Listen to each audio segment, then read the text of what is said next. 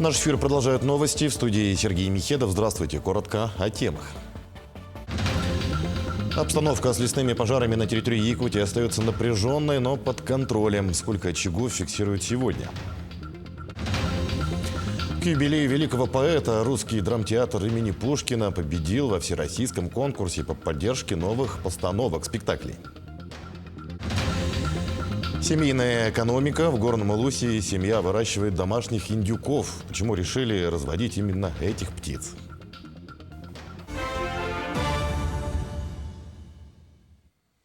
Обстановка с лесными пожарами на территории Якутии остается напряженной, но под контролем. По последним данным оперштаба, в регионе действует 90 лесных пожаров на общей площади свыше 700 тысяч гектаров.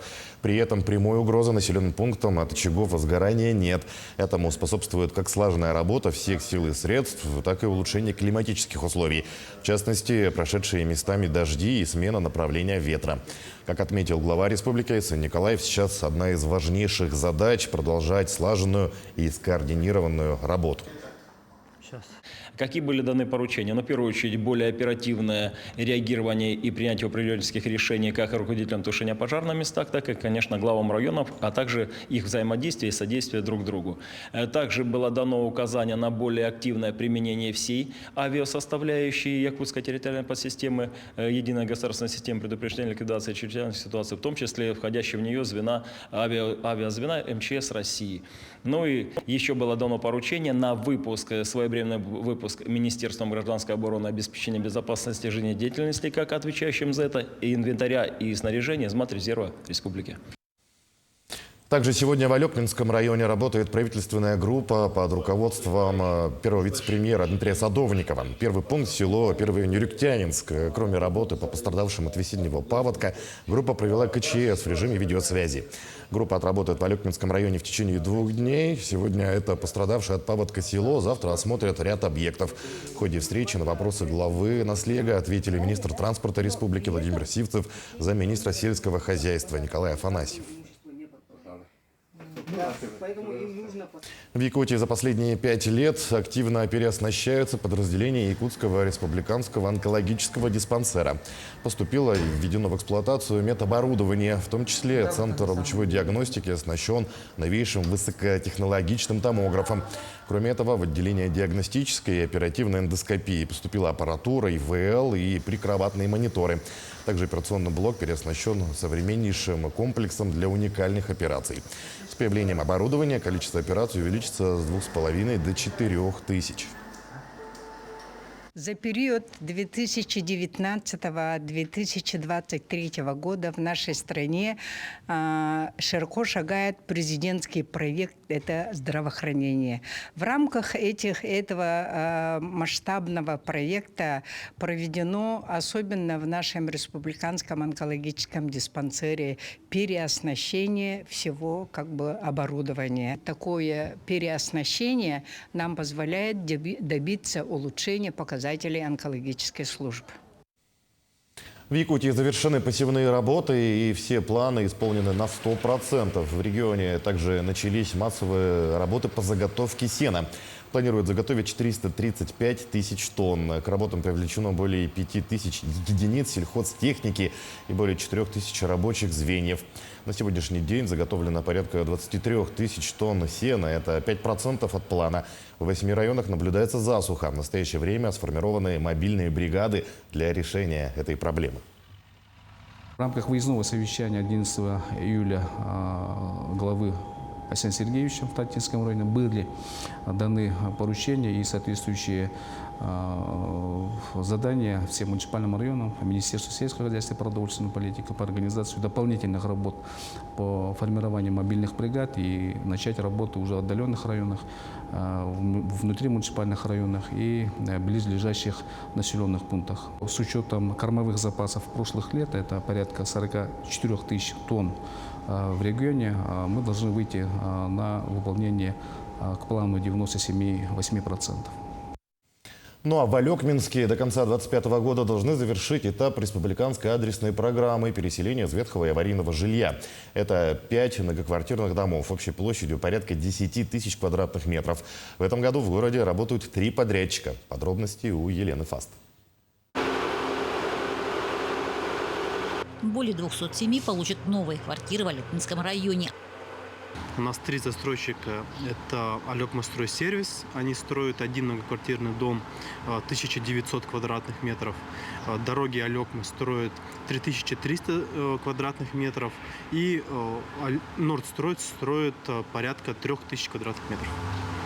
В этом году, в 2024, будут ли какие-то дома сдаваться? У них у всех срок сдачи это 2025 год, но подрядчики постараются пораньше сдать дома, но мы не загадываем. Ориентировочно это 1-2 квартал 2025 года. Один из домов строит бригада Давида Аракеляна. Для него это второй многоквартирный жилой дом. Так как этот дом уже больше, тот был 38-квартирный, это 48-квартирный. Тот дом был двухподъездный, это трехподъездный. Соответственно, там у нас трудилось примерно 25 человек, здесь у нас около 40 уже человек. Ну, вместе с иностранная рабочая сила, местная рабочая сила, в общем, более 40 человек.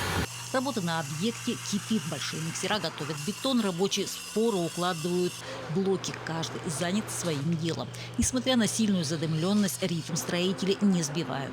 Вечная проблема алекминских строителей не зависит от них, а о сложной логистике говорили всегда.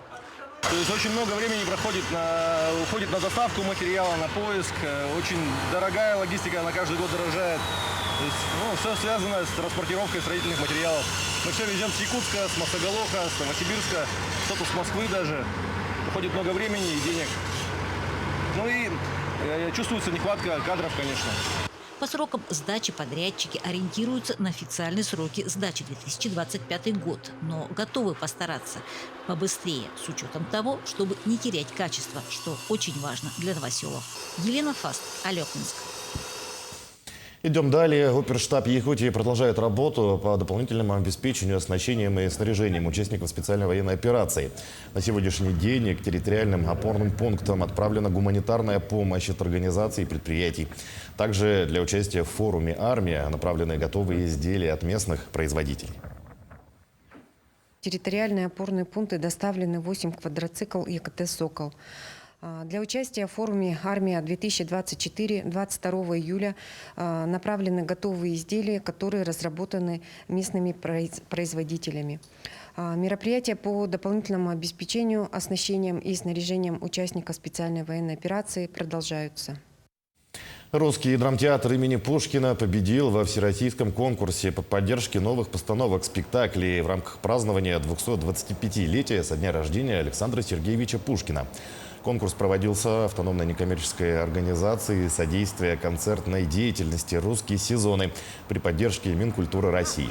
В отборе приняли участие региональные театры, из которых эксперты отобрали 14. Очередной театральный сезон для театра начнется с показа пушкинских произведений «Капитанская дочка» и «Руслан и Людмила».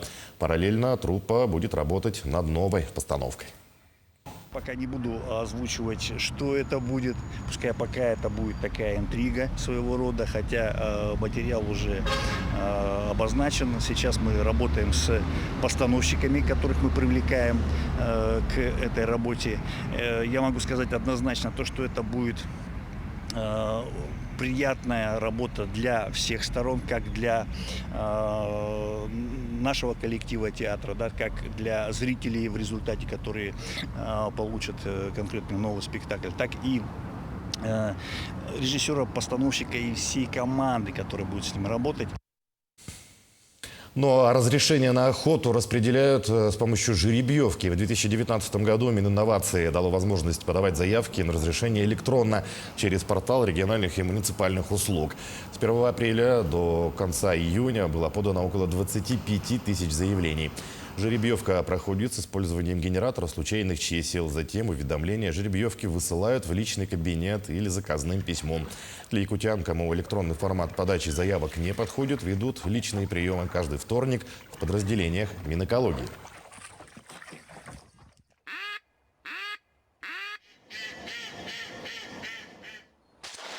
Сама жеребьевка осуществляется на второй день после утверждения лимитов и квот добычи охотничьих ресурсов. И будет проходить в штабе цифровой трансформации. Также будет вестись прямая трансляция со штаба на официальном сайте Министерства экологии. Результаты жеребьевки в течение одного рабочего дня после проведения жеребьевки оформляются в виде протокола. В Горном Илусе семья Маяны Мурод выращивает домашних индюков. В прошлом году, узнав местная администрация о программе «Семейная экономика», решила заняться разведением этих птиц. В первый год пользовалась только 3 инкубаторами, а в этом году раздала местным уже более 100 индюков. Мясо индюка диетическое, очень полезно для здоровья человека. Особенно подходит для людей с сахарным диабетом и пожилым людям.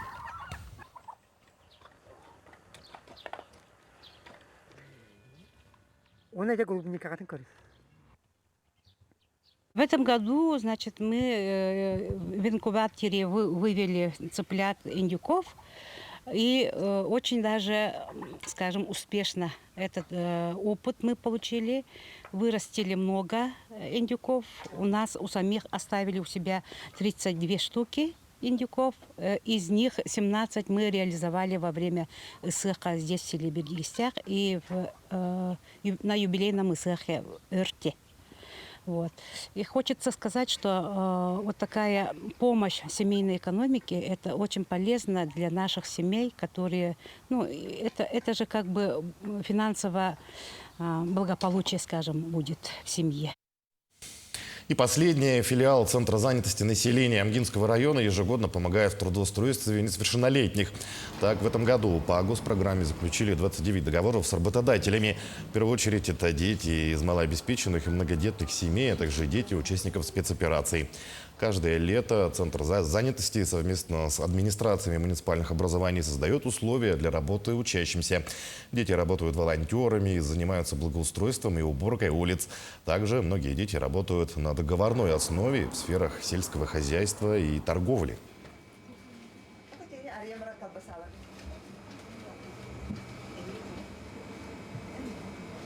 Всего по Улусу на сегодня 100 несовершеннолетних граждан. Заключено 29 договоров с работодателями. Из них муниципальных образований 67, индивидуальных предпринимателей 11, сельскохозяйственные предприятия 16, школы 4 и ГУП ЖКХ 1. Всего по деятельности в основном это волонтеры по благоустройству, и индивидуальных предпринимателях это разнорабочие. Мы следим за развитием событий. Оставайтесь с нами.